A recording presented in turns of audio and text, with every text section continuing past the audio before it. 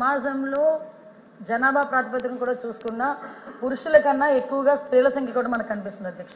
ఇటువంటి స్త్రీల సంఖ్య ఎక్కువగా ఉన్న విద్యార్థికులు అయినప్పటికీ కూడా ఎక్కడికైనా బయటకు వెళ్ళి వాళ్ళు ఉద్యోగాలు చేసుకోవాలన్నా వాళ్ళ పనిలో ముందుకెళ్లాలన్నా వ్యాపారాలు చేసుకోవాలన్నా కూడా అధ్యక్ష ఎక్కడో ఒక చిన్న ఆటంకం అయితే కనిపిస్తుంది అధ్యక్ష. ఏదో ఒక రకంగా ఎక్కడైనా చిన్న లైంగిక వేధింపులు జరగడం కానీ వాళ్ళ మీద టార్గెటెడ్గా వాళ్ళని ఇబ్బంది పెట్టడం కానీ వాళ్ళని హ్యూమిలేట్ చేయడం కానీ వాళ్ళు ఎదుగుదలని కూడా కొన్ని సందర్భాల్లో సమాజంలో కొంతమంది చూడలేని పరిస్థితులు వాళ్ళని ఇబ్బందులు పెట్టే పరిస్థితులు ఉన్నాయి అధ్యక్ష. దీని నేపథ్యంలో ఇందాకే సభ్యురాలు ఒక మాట చెప్పి రాజకీయాలకు అతీతంగా చూసుకోవాల్సిన బాధ్యత కూడా అందరి మీద ఉంది అధ్యక్ష. కంపల్సరీగా రాజకీయాలకు అతీతంగా చూసుకోవాలని ఒకే ఒక ఉద్దేశంతో ఈరోజు రాష్ట్ర గవర్నమెంట్ కానీ కేంద్ర గవర్నమెంట్ కానీ ఈరోజు దీని మీద ప్రత్యేకమైన దృష్టి కూడా ఏర్పాటు చేయడం జరిగింది అధ్యక్ష. దాంట్లోనే చాలా క్లియర్గా చెప్పాము అధ్యక్ష. మహిళల భద్రత విషయంలో అంటే ఇప్పుడు మహిళలు ఎక్కడికైతే ఈరోజు మహిళ బయటకు వచ్చి చదువుకొని బయటకు వచ్చి ఉద్యోగం చేయటం వరకు ఒక ఎత్తు అయితే ఆ ఉద్యోగాన్ని సమర్థవంతంగా నిర్వహించడం క్షేమంగా మార్నింగ్ బయటకు వెళ్ళి మళ్ళీ ఈవినింగ్ ఇంటికి రావడం వరకు కూడా క్షేమంగా రావడం అనేది ఒక ఎత్తు అయిపోయింది అధ్యక్ష. అంటే వాళ్ళు పనిచేసే ప్రదేశాల్లోనే ఉన్న సిచ్యువేషన్స్ అవనాయండి, వాళ్ళు ఉన్న ప్రదేశాల్లో భద్రత విషయంలో అవనాయండి, వాళ్ళకి ఎక్కడా కూడా ఇబ్బందికరంగా సురక్షితమైన ప్రదేశాల్లో వాళ్ళు ఉద్యోగం కల్పించే బాధ్యత కూడా గవర్నమెంట్ తీసుకోవాలి. ఈరోజు గవర్నమెంట్ కూడా తీసుకుంటుంది అధ్యక్ష. 2013 ఇందాకే చెప్పాను అధ్యక్ష, పోస్ట్ చట్టం ప్రకారం అధ్యక్ష అంతర్గత కమిటీలు అదేవిధంగా లోకల్ కమిటీలు కూడా ఏర్పాటు చేసుకోవడం జరుగుతుంది అధ్యక్ష. దీని మీద అవగాహన కూడా పెంచాలి అధ్యక్ష. ఎందుకంటే పర్టికులర్ గా చెప్తున్నాను చాలా మందికి ఈ విషయంలో తెలియదు అధ్యక్ష. ముఖ్యంగా ఆడపిల్లలు బయటకు వచ్చి ఉద్యోగాలు చేస్తుంటేనే రకరకాలుగా మాటలు పడే పరిస్థితుల్లో తీరా ఉద్యోగానికి వెళ్ళిన తర్వాత కూడా అక్కడ వాళ్ళు పడే వేధింపుల గురించి బయటికి చెప్పుకోలేక దీన్నన్నింటినీ కూడా పోలీస్ డిపార్ట్మెంట్ వాళ్ళకి వెళ్ళి చెప్పుకోలేక పోలీస్ స్టేషన్కి వెళ్తే ఏదో కొంచెం ఇబ్బంది పడే పరిస్థితులు ఇలాంటి సిచ్యువేషన్స్ లో వాళ్ళెవరు కూడా బయటపడే పరిస్థితులు కనిపించట్లే. కాబట్టి దీని మీద కంపల్సరీగా ప్రతి కంపెనీలో కానీ ఎక్కడైనా కూడా 10 మంది ఉమెన్ ఎంప్లాయీస్ కనుక ఉంటే డెఫినెట్ గా అక్కడ ఒక అంతర్గత కమిటీ ఒక లోకల్ కమిటీని కూడా ఏర్పాటు చేసుకోవాల్సిన అవసరం ఉంటుంది అధ్యక్ష.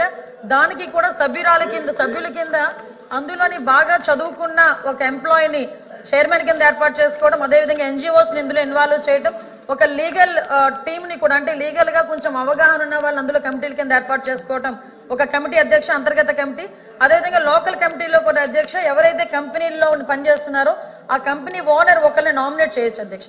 ఈ రకంగా అక్కడ కమిటీలు ఏర్పాటు చేసుకోవడం. ఇంకొకటి ఏంటంటే ఎవరైనా మా మీద లైంగిక వేధింపులు జరిగినాయి మమ్మల్ని ఇబ్బంది పెడుతున్నారు అన్న విషయాన్ని ఎవరైనా వచ్చి కంప్లైంట్ చేస్తే కంప్లైంట్ వాళ్ళు ఇచ్చిన తర్వాత కౌన్సిలింగ్ నిర్వహిస్తారు అధ్యక్ష.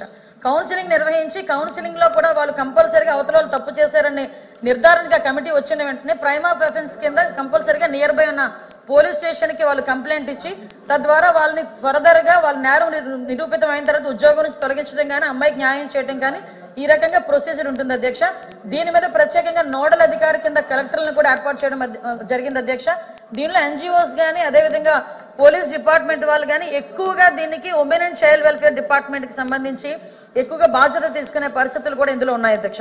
కాకపోతే ఇందాక నేను మాట్లాడేటప్పుడు అధ్యక్ష ఇందులోని చాలా క్లియర్ గా ఫిర్యాదు తీసుకోవడం దగ్గర నుంచి మళ్ళా న్యాయం జరిగేటంత వరకు కూడా ఫిర్యాదులు తీసుకోవడం దగ్గర నుంచి అధ్యక్ష న్యాయం జరిగేటంత వరకు కూడా పూర్తి బాధ్యతని కూడా ఈరోజు కమిటీలు తీసుకునే పరిస్థితులు కూడా ఉంటున్నాయి అధ్యక్ష. అయితే ఇందాక మేడం చెప్పారు అంటే ప్రతిదానికి రాజకీయాలు మాట్లాడాలి అని అనుకుంటే వేరే ప్లాట్ఫామ్ కానీ ఇక్కడ మహిళల భద్రత గురించి అదే వర్క్ చేసే ప్లేసుల్లో మహిళల భద్రత గురించి మాట్లాడారు అధ్యక్ష. లైంగిక వేధింపుల గురించి మాట్లాడారు. ఫస్ట్ ఆఫ్ ఆల్ క్షమించాలి, ఇది ఉమెన్ అండ్ చైల్డ్ వెల్ఫేర్ కి సంబంధించిన క్వశ్చన్ అధ్యక్ష. ఇందాక మా మంత్రి గారు మేము కూడా మాట్లాడుకున్నాం. కాకపోతే నా పేరు మీద క్వశ్చన్ వచ్చింది కాబట్టి ఆన్సర్ చేస్తున్నా. కానీ ఒకటేంటంటే క్వశ్చన్ వేసేటప్పుడు ఏ మంత్రిత్వ శాఖకి వేస్తున్నారో కూడా ఒకసారి చూసుకోవాలి. రెండోది కూడా క్వశ్చన్ కి సంబంధించిన క్వశ్చన్స్ మళ్ళీ అడిగితే బాగుండేది. నిన్న అసెంబ్లీలో జరిగింది మహిళల మీద వేధింపులు డ్రగ్స్ గాంజా విషయం గురించి మాట్లాడారు అధ్యక్ష. నన్ను క్వశ్చన్ డ్రగ్స్ గాంజాయి గురించి మాట్లాడినప్పుడు గౌరవ సభ్యులు చెప్పిన దానికి నేను అసెంబ్లీలో సమాధానం చెప్పాను అధ్యక్ష. దానికి సంబంధించి క్వశ్చన్ అడిగితే డెఫినెట్ గా ఇక్కడ కూడా సమాధానం చెప్పే స్థాయి మాకు ఉంది అధ్యక్ష. అందులో ఎక్కడ కూడా వెనుకడిగే ప్రసక్తి లేదు. నెక్స్ట్ అడిగారు కాబట్టి కూడా చెప్తున్నాను అధ్యక్ష, దిశ యాప్ గురించి. అసలు అమ్మా మీరేమనుకోవద్దు, మనం అందరం కూడా మహిళలమే. ఒక్కసారి గుండెల మీద చేసుకొని మాట్లాడుకుందాం.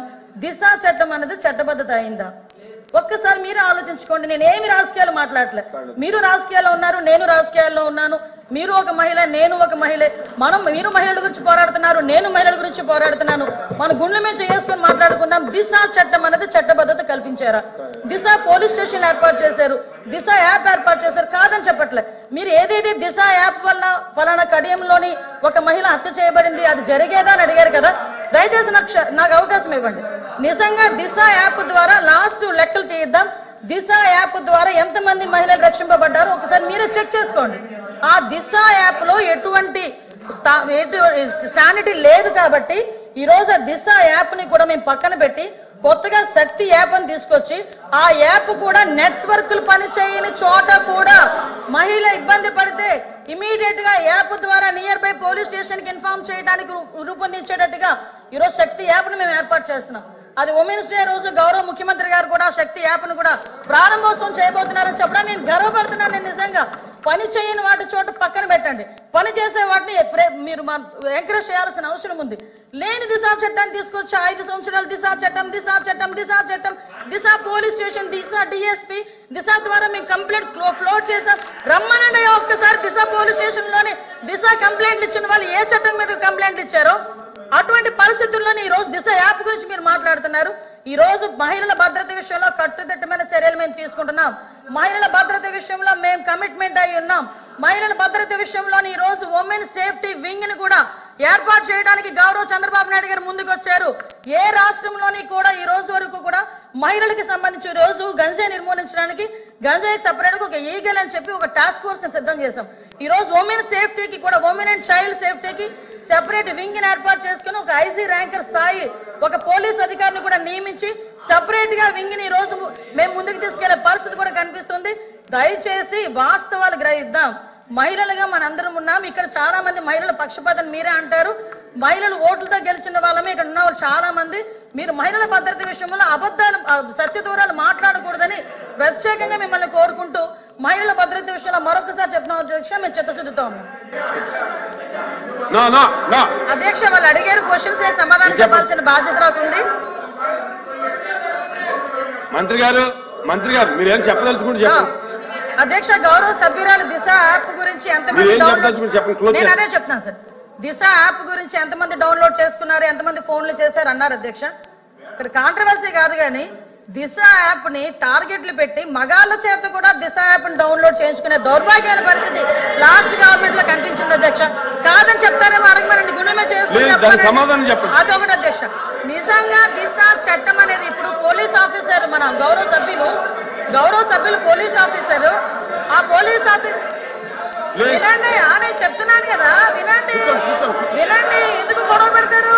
నిజమా కాదా? దిశ యాప్ ని మగాళ్ళ చేత కూడా డౌన్లోడ్ చేసుకున్నారని కదా చెప్పానండి.